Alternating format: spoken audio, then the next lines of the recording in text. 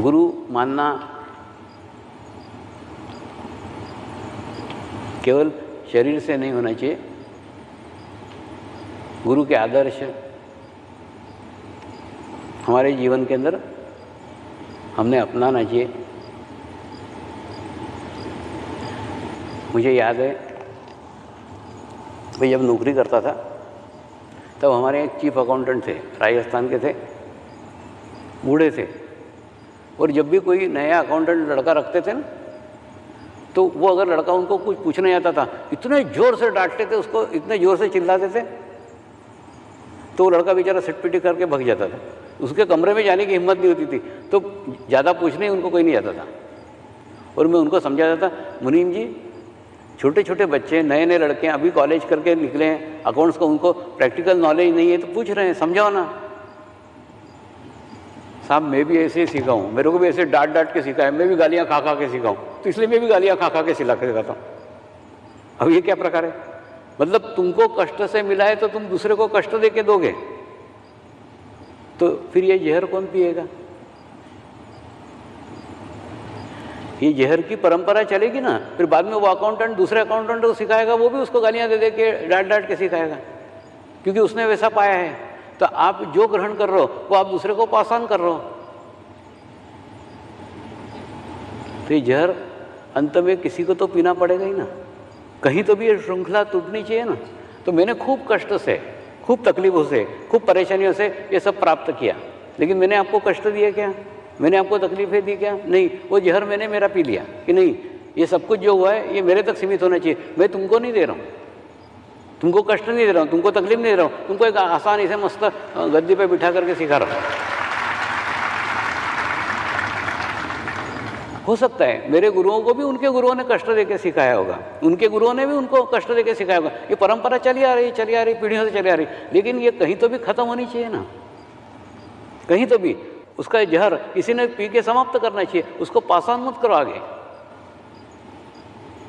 तो मेरी इच्छा है अगली पीढ़ी को आप वो जहर पास ऑन मत करो जो तकलीफ़ों से आपने सीखा है। सीखना खूब कठिन है, खूब मुश्किल है, किसी से प्राप्त करना एकदम आसान नहीं है। कोई भी अपना सर्वस्व किसी को भी नहीं देता है, क्योंकि नाभि चक्र और हृदय चक्र खूब विशाल लगते हैं जब आप किसी को कोई ज्ञान देते हैं, और वास्तव में उसकी भी वृद्धि तभी होती है। मोक्ष पाने की चीज़ नहीं है, देने की चीज़ है। जितना बांटोगे, जितना दोगे, उतना वो वृद्धिगत होगा। अब मेरा ही देखो ना, मैं मेरा ज्ञान, मेरा नॉलेज लेकर के बैठा रहता तो बैठा रहता, नहीं, मेरे को जो मिला है बहुत कष्ट से पाया है, 15 साल तक इतने मारा फिरता रहा, अब किसी को नहीं दूंगा, मैं संभाल के रखूँगा, तो वृद्धिगत होता क्या? नहीं होता। उद्देश्य पूर्ण होता क्या? नहीं होता। गुरुओं का क्या उद्देश्य है? एक्चुअली ऐसा मेरा उद्देश्य होता था, मेरे को मिलता ही नहीं। क्या हुआ? बांटने की जो इच्छा देखी ना उन्होंने, वो बोलते ना तेरा घड़ा बहुत बड़ा है, तेरा घड़ा बहुत बड़ा है, तो वो बांटने की इच्छा खूब बड़ी है। घड़ा बड़ा मतलब बांटने की खूब तीव्र इच्छा है, ऐसा लगता है मेरा सर्वस्व लोगों को बट जाए। अब वो लेने वाले नहीं मिलते, उसको मैं क्या करूँ? लेकिन सब कुछ बांटना चाहता हूँ, सब कुछ देना चाहता हूँ।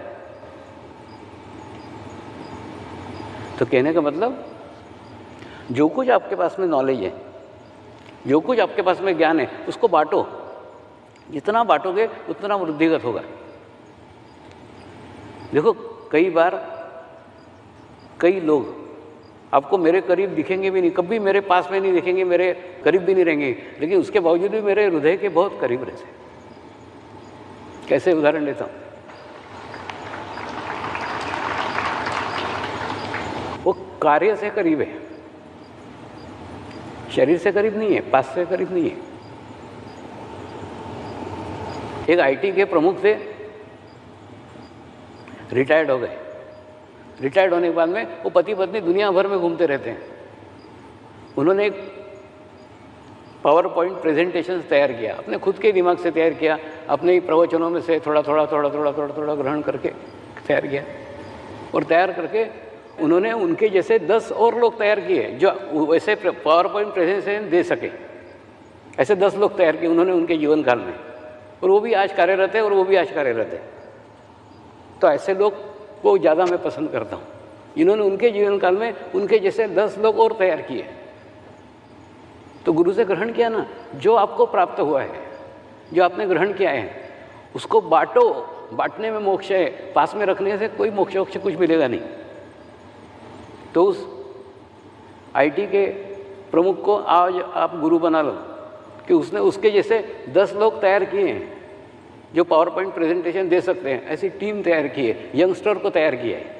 तो मुझे तो ऐसा लगता है एक बॉर्डर लाइन देखो, आपकी उम्र अगर 45 साल के बाद है तो आप कार्य से हट जाओ, दूसरों को कार्य करने दो, और 45 साल से पहले के जितने युवा हैं ना उनको आगे आने दो। नहीं तो क्या होगा मालूम है? अरे बाबा, हमारी तो इतनी उम्र है कि हम वो जवानों को बुढ़ा करके छोड़ेंगे, इतने तक जीने वाले हैं, तो बाद में ये कब करेंगे, ये कब सीखेंगे, और हम कब तक करते रहेंगे? 45 साल के पहले के जितने युवा हैं ना उनको आगे आने दो, सब पोस्ट के ऊपर भी उनको आने दो, सब आचार्य सब जितने पोस्ट है उन पे आने दो, होगा ना। गलतियां करेंगे वो, और गलतियां क्या हमने नहीं की? क्या हमने भी गलतियां की, लेकिन आज अगर वो गलतियां करते हैं तो वो गलतियां सहन करने की अपनी कैपेसिटी है, कल नहीं रहेगी। मैं आपको भी उदाहरण देता हूँ, मैं भी सहन करता हूँ। कल यहाँ पे मेरे को टिकने को एक तकिया नहीं था, मैंने घर जाके बताया एक भी तकिया नहीं था, जबकि ऐसा कभी नहीं होता मेरे पास। कल उन्होंने 4 तकिए ला के दिए, तो कल मैंने सहन किया ना। लेकिन तकिया नहीं है, पीठ दुख रही है, उसके बावजूद भी कार्यक्रम देने की क्षमता आज शरीर में, कल नहीं होगी। तो मैं शॉर्ट में कहना चाहता हूँ कि युवा शक्ति को अभी आगे आने दो। अभी अगर वो कोई गलतियाँ करती है तो गलतियाँ सहन करने की अपनी कैपेसिटी है। कल जब अपन खूब बूढ़े हो जाएंगे ना तो वो गलतियाँ करेंगे तो वो सहन नहीं होगा। अगर मैं खूब बूढ़ा हो जाता और बाद में तकिया नहीं रहता, मैं बैठ ही नहीं पाता, मैं बोल ही नहीं पाता। लेकिन आज वो शरीर की स्थिति है कि वो सब उनकी गलतियाँ सहन कर सकता हूँ। तो कहने का मतलब युवा शक्ति को आज ही सही समय है, जब उनको आगे आने दो। होंगे ना, उनसे भी गलतियाँ होंगी, लेकिन वो गलतियों से धीरे धीरे सीखेंगे और वो तब जाके आगे इस कार्य को उसकी अगली पीढ़ी तक पहुंचा पाएंगे। क्या हो रहा है मालूम है? आजकल जीवन मान इतना ज़्यादा हो रहा है कि इतने इतने सालों तक हम जीवित रहते हैं कि युवा पीढ़ी को बुढ़ा करके छोड़ते हैं, लेकिन उनको पोस्ट नहीं देते, उनको पद नहीं देते। मैंने क्या बोलते हैं ना, कबर में पैर लटक रहे हैं, व्हील चेयर पे घूम रहे हैं, लेकिन नहीं, पद नहीं छोड़ रहे, पोस्ट पे घूम रहे। ऐसी स्थिति नहीं होनी चाहिए। अपने जीवन काल में तैयार करो ना, युवा पीढ़ी को तैयार करो। अब कल्पना करो, जैसे ये बहुत बड़ा आश्रम है, आश्रम के अंदर एक इलेक्ट्रिशियन है, इलेक्ट्रिशियन को पूरा नॉलेज है कि कहाँ पे कौन से पॉइंट से कहाँ क्या, पूरा उसको ज्ञान है। उसको बोला हमको सिखाओ, नहीं मैं हूँ ना, मैं हूँ। अब कल्पना करो ऐसी की ऐसी स्थिति खूब साल तक चलती रही, तो व्हील चेयर पे इलेक्ट्रिशियन को ला रहे हैं, वो इलेक्ट्रिशियन को सामने पॉइंट दिखा रहा है, वो इलेक्ट्रिशियन को लेके घूम रहे हैं। मतलब ये क्या हुआ? माने इलेक्ट्रिशियन आएगा तब जाके वो इलेक्ट्रिक का कार्य होगा, क्योंकि उसके सिवा किसी को नॉलेज ही नहीं, किसी को ज्ञान। उसने 10 इलेक्ट्रिशियन नहीं तैयार किए हैं। अरे बाबा तुम तैयार हो जाओ, मैं देख रहा हूँ, कुछ तकलीफ आएगी, कुछ परेशानी आएगी तो मैं हूँ, लेकिन काम तुम देखो, मेरे सामने तुम तैयार हो। तो ऐसे 10 इलेक्ट्रिशियन तैयार होना चाहिए। एक इलेक्ट्रिशियन पीछे बैठ करके देखे। बांटने में मोक्ष है। अगर गुरु मेरे को मानते हो तो वो देखो ना, मैंने बांटना सीखा है, अब भी बांटना सीखो। क्यों सब चीज़ें पकड़ करके बैठते हो? हाँ ठीक है, तुमको खूब करना पड़ा, तुमने खूब किया, मंजूर है, लेकिन उस समय इतने लोग नहीं थे ना, इतनी संख्या नहीं थी ना, इतने युवा नहीं थे ना। अब समाज में खूब युवा आ रहे हैं और उनको चांस दो, उनके अंदर उम्मीद है, उनके अंदर उत्साह है।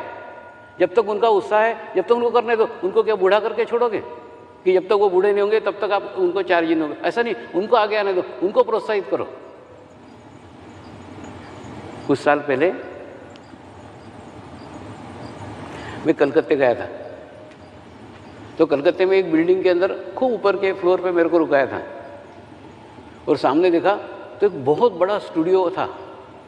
इस स्टूडियो में 4-4 फीट घास उगी हुई थी और पूछा है किसका स्टूडियो है? बोले राष्ट्रपति पुरस्कार प्राप्त एक निर्माता है, उसका स्टूडियो है। लेकिन उसके लड़के को उसमें कोई रस नहीं है, तो वो स्टूडियो ऐसे ही घास कर रहा है। मतलब बाप ने स्टूडियो बनाया, लड़का उसकी घास तक नहीं काट रहा है। तो ऐसी स्थिति अगर समर्पण आश्रमों की नहीं करना हो तो उन युवा पीढ़ी को इन्वॉल्वमेंट होने दो, उनका उत्साह है, उनको आगे आने दो। जितना वो आगे आएंगे उतनी अच्छी व्यवस्था रहेगी, अच्छा अरेंजमेंट्स रहेगा और वो अगली पीढ़ी तक जाएगा। इतना तो कबूल करते हो कि हम अगली पीढ़ी तक ले जाने के लिए सक्षम नहीं हैं। अगली पीढ़ी तक अगर हमको ये वास्तव में लेके जाने का है तो हमको अभी वो युवा पीढ़ी को सौंपना पड़ेगा। और जितना गलतियां वो करेंगे उन गलतियों से सीखेंगे ना। कौन सा ऐसा कार्यक्रम होता है इस कार्यक्रम में गलती नहीं होती। अब एक इंजीनियर मेरे को मिला जिसने 65 बंगले बनाए थे, लेकिन वो कबूल करता है, स्वामी जी आज मैं ये नहीं कह सकता कि 66वां बंगला बनाऊंगा तो गलती नहीं करूंगा, 66वें बंगले में 66वीं गलती करूंगा। मैंने हर दफ़े अलग अलग अलग कार्य जहाँ हुआ वहाँ गलतियाँ होंगी ना। अरे बाबा कार्य बंद कर दोगे तो गलतियाँ ही बंद हो जाएगी। जो बच्चा चलता है वो गिरता है, जो बच्चा बैठा ही रहेगा वो गिरेगा भी नहीं ना। तो कौन सा ऐसा कार्यक्रम है, आप याद करो ना। कोई कार्यक्रम ऐसा नहीं जिस कार्यक्रम में कोई गलती नहीं हुई, कोई तकलीफ नहीं हुई, कोई परेशानी, कुछ नहीं। सब जगह कुछ ना कुछ चलते रहता है। वो बात अलग है कि सहन करने वाला एक ही शरीर है, वही सब जगह सहन करते रहता है। तो मेरा क्या कहना है, जब तक सहन करने की ताकत है, जब तक उनके पीछे करने की ताकत है, उस समय उनको तैयार होने दो ना। और उसके बाद में फिर कुछ नहीं। मैं तो कल्पना कर रहा हूँ कि बाद में सिर्फ दर्शन देने के लिए मैं आऊँगा, उसी में बस सब कुछ हो जाएगा। तो ये स्थिति तक आने दो, कुछ काम करने की जरूरत नहीं। और दूसरा, मैंने भी सारी अरेंजमेंट, सारी व्यवस्थाएं सब उनको सौंप दिए बच्चों को कि नहीं तुम यंगस्टर पढ़ो। और वो बोलते क्या करें। और दूसरा, उनको ये समझ में नहीं आता कौन सी बातें आपको बताए, कौन सी बातें नहीं बताए। मैंने बोला नहीं, जो बाहर होता है सब बातें बताओ। तो दूसरा, तुम चपरासी बनो ना। चपरासी का क्या काम है, वो जाके तार वाला आता है, कोई मर गया उसकी भी तार ला के देता है, ये फलाना मर गया, उसको कोई लेना देना नहीं। किसी को बच्चा पैदा हो गया उसकी भी टेलीग्राम ला के देता था, ये इनके यहाँ बच्चा पैदा हो गया। तो अच्छी न्यूज़ है वो भी ला के दो, खराब न्यूज़ है वो भी ला के दो। और दूसरा, अभी क्या हो गया ना, व्हाट्सएप भी इतना अच्छा हो गया कि हम नहीं भी मिले शरीर से तो भी सारी इन्फॉर्मेशन हो रही थी। आज जैसे ही मैं घर गया ना, व्हाट्सएप पे आ गया था ऑस्ट्रेलिया में गुरु पूर्णिमा मन रही है, उसके फोटो आ रहे हैं, क्योंकि कल वहाँ गुरु पूर्णिमा हो गई। तो इतना अच्छा नेटवर्क बच्चों ने तैयार करके रखा है कि मेरे को भी किसी पे डिपेंड रहने की जरूरत नहीं। एक सिर्फ मोबाइल लेके घूमता हूँ, वो मोबाइल में सब आ जाता है। ऑस्ट्रेलिया के कल धड़ धड़ धड़ धड़ धड़ फोटो आ गए, 6 फोटो आए। यहाँ ऑस्ट्रेलिया में कल एक दिन पहले अपने चलता है, तो उनके यहाँ ऑस्ट्रेलिया में गुरु पूर्णिमा हो गई। कहने का मतलब ये है कि अपने सामने अपने शरीर के अनुभव के 10 लोग तैयार करो। अगर ऐसे 10 लोग तैयार करेंगे तो समर्पण का भविष्य उज्ज्वल है। तो गुरु यानी वो व्यक्ति जो बांटता है। और मोक्ष की कल्पना तुम संजो करके रखोगे, सब ज्ञान अपने पास रखोगे, मैं ही करूँगा, मैं करूँगा, मैं करूँगा, मैं करूँगा। बच्चे रहते मैं करिया मतलब मैं करूँगा। ऐसा मत रखो। तू कर, मैं पीछे हूँ, तू करिया ऐसा चालू करो। आजकल मैं करिया बंद करके तू करिया चालू करो। तुम करो, मैं पीछे हूँ। तुम उनके साथ भी मत रहो, उनके पीछे रहो। ऐसा अगर करोगे तो आगे भविष्य है। तुम्हारे सामने तुम्हारी पीढ़ी निर्माण होनी चाहिए। इसीलिए मैंने वो IT प्रमुख का आपको उदाहरण दिया। उसने उस जैसे 10 लोग तैयार किए, उसकी ज़रूरत नहीं है। कोई बुलाता है, क्योंकि खूब जगह बुलाते हैं, तो हाँ जा आज तू चले जा, आज तो सबको चांस दे, सब जने जाओ। ऐसे तैयार करो ना, अब भी तैयार करो। और दूसरा, कई ऐसी जगह है, सब जगह पोस्ट लेने की ज़रूरत है, सब जगह अधिकार लेने की ज़रूरत है, ऐसा नहीं है। अब देखो, मैं एक उदाहरण लेता हूँ। जैसे भड़ोच के पास में आके नर्मदा मिलती है, सूरत के पास में आके तापी नदी मिलती है समुद्र को। लेकिन तापी नदी ऐसी बोलती है कि नर्मदा को मिलाया, मैं नहीं आऊँगी, नर्मदा को बाहर निकाल फिर मैं अंदर आऊँगी। या नर्मदा ऐसी बोलती है कि वो तापी को मत आने दे, उसको मत मिला तो फिर मैं आऊँगी। समुद्र में तापी भी मिलती है और नर्मदा भी मिलती है। इसलिए मिलती है कि तापी का उद्देश्य अंततः समुद्र में ही विलीन होना है। नर्मदा का भी उद्देश्य अंततः समुद्र में ही विलीन होना है। फिर वो साधकों ने कार्य किया तो मैं नहीं करूँगा, और मैंने किया तो उनको मत करने दो। ऐसे कंडीशन क्यों? कच्छ वाले करेंगे तो सौराष्ट्र वाले नहीं करेंगे, सौराष्ट्र वाले तभी करेंगे जब कच्छ वाले करेंगे। ऐसा क्यों? ऐसा जो लोग बोलते हैं ना, इन लोगों ने गुरु को समझा ही नहीं है, सिर्फ समय बर्बाद किया है मेरे साथ में। अरे बाबा, मैं तो समुद्र हूँ, मैं किसी को भी आने से नहीं रोक सकता। सबका उद्देश्य, सब नदियाँ यहीं आके विलीन होने वाली। तो तुम कैसे कंडीशन लगाते हो कि ये आना चाहिए, ये नहीं आना चाहिए? इसका मतलब तुमने गुरु को समझा ही नहीं है। गुरु के क्षेत्र को समझा नहीं है। तो पहले आज गुरु पूर्णिमा के दिन गुरु को समझो। गुरु एक ऐसा समुद्र है जिसके अंदर अच्छे भी लोग आएंगे, बुरे भी लोग आएंगे, सबको आपको समाहित करना पड़ेगा, सबको उसमें आने देना पड़ेगा। किसी का रास्ता आप नहीं रोक सकते, कभी नहीं रोक सकते, और न मैंने कभी रोकने दिया है। इसलिए कभी ये कंडीशन मत रखो ये लोग आएंगे तो हम लोग नहीं करेंगे, हम लोग कुछ नहीं है। या ऐसे लोग हैं ना, उन्होंने घर बैठना चाहिए, नहीं काम करना चाहिए। क्योंकि ये जो अपना प्रिंसिपल है, ये बच्चों को बता के रखा है, दूसरा सबको साथ में लेके कार्य करो, जो भी कार्य सबको लो, सबके। दूसरा, यंगस्टर को प्रेजेंटेशन दो। 45 साल के उम्र के जितने कम है ना, उनको प्रेजेंटेशन दो, उन यंगस्टर को आगे लाओ, उनसे तुम्हारी ट्यूनिंग ज़्यादा अच्छी रही, ज़्यादा अच्छे से कार्य होगा। दूसरा, आप मार्गदर्शन करो ना, जितना मार्गदर्शन करोगे उतना अच्छा है, उतने रिजल्ट्स आएंगे, उतना परिणाम आएंगे। कहने का मतलब, जो आत्म साक्षात्कार मिला है वो इस जन्म में आपने खूब झंडे गाड़े, इस जन्म में आपने खूब दान पुण्य किया, इस जन्म में आपने खूब पुण्य कर्म किए, इसलिए नहीं मिला है। आपने उस आत्म साक्षात्कार के लिए सालों तपस्या की है, सालों इच्छा की है कि आपको जागृति प्राप्त हो। वो जागृति प्राप्त हुई है, तो उस जागृति के अनुभूति को एहसास करो कि आपको क्या प्राप्त हुआ है। और गुरु कार्य भी करो तो सामूहिकता में करो, कलेक्टिविटी में करो। मैं उसके साथ नहीं कर सकती या मैं उसके साथ नहीं कर सकता, इसका मतलब मेरे अंदर का मैं जीवित है, उस मैं को मारना ही गुरु पूर्णिमा है। आज सब मैं मर जाना चाहिए।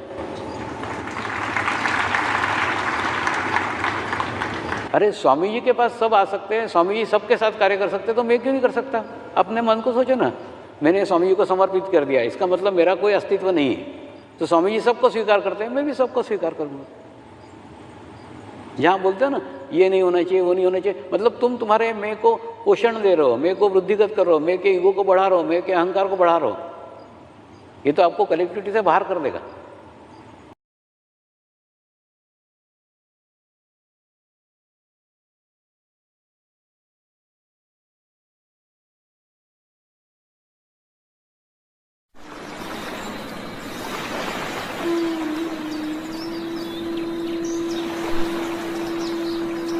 गुरुर्ब्रह्मा गुरुर्विष्णु गुरुर्देवो महेश्वरा गुरुर्साक्षात् परब्रह्म तस्मै श्री गुरुवे नमः।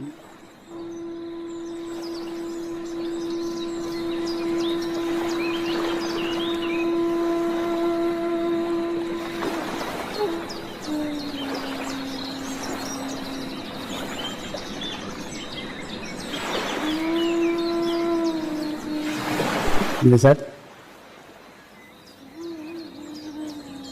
ध्यान की शुरुआत करेंगे।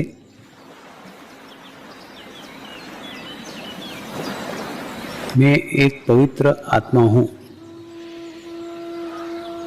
मैं एक शुद्ध आत्मा हूँ, मैं एक पवित्र आत्मा हूँ, मैं एक शुद्ध आत्मा हूँ, मैं एक पवित्र आत्मा हूँ, मैं एक शुद्ध आत्मा हूँ। गुरु मंत्र का उच्चारण करेंगे। ओम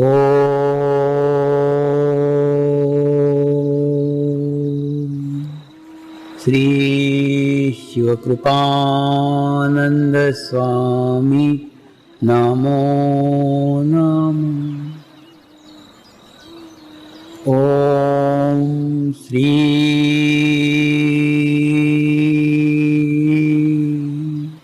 शिवकृपानंद स्वामी नमो नमः। ओम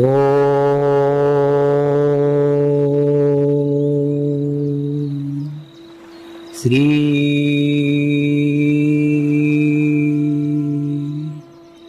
शिवकृपानंद स्वामी नमो नमः।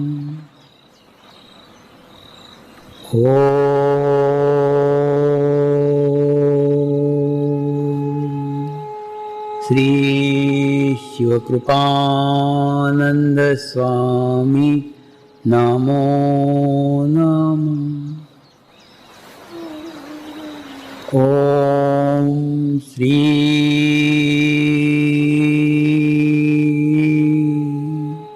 शिवकृपानंद स्वामी नमो नमः।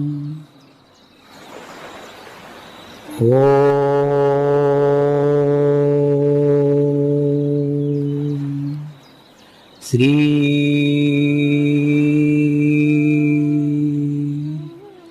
शिवकृपानंद स्वामी नमो नमः।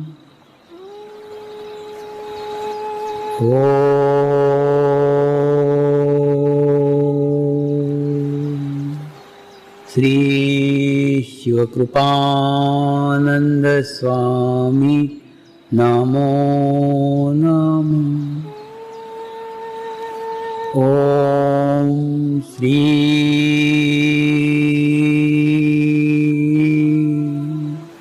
शिवकृपानंद स्वामी नमो नमः।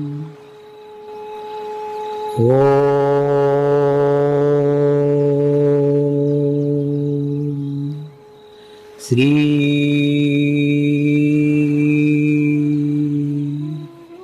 शिवकृपानंद स्वामी नमो नमः। अपने चित्त को तालुआ को रख के ध्यान करें।